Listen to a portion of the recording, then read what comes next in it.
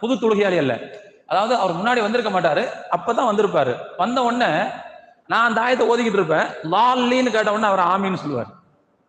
ஆனா அது அல்ஹம்து சூரால சொல்லக்கூடிய லால்லின் அல்ல, இடையில வரக்கூடிய ஒரு இடம் அது.